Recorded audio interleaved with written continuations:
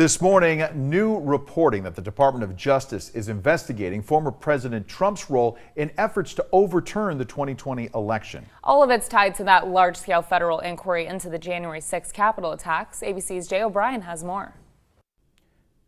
Good morning. Former President Donald Trump and his vice president both spoke at separate events in Washington yesterday. Trump repeating his election lies, Pence urging the party to move forward, all as investigations into the former president's attempts to overturn the 2020 election intensify.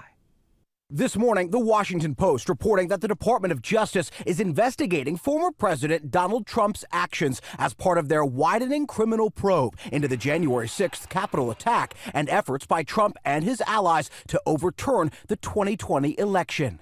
ABC News sources confirming that prosecutors have asked witnesses about Trump as well as other former officials in recent interviews before a federal grand jury. But sources say there's no indication at this point that Trump is the target of the DOJ's investigation.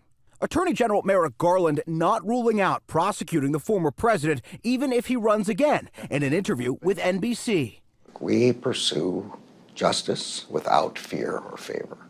We intend to hold anyone who was criminally responsible for the events surrounding January 6th. Trump returning to Washington Tuesday for the first time since leaving office. There is no longer respect for the law, and there certainly is no order.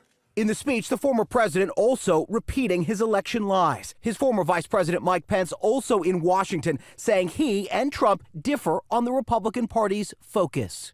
Meanwhile, the January 6th committee has made it clear their work isn't over. The panel is gearing up for more hearings in September, and sources tell ABC News the committee is in discussions with former Trump Secretary of State Mike Pompeo to testify behind closed doors. Jay O'Brien, ABC News, Washington.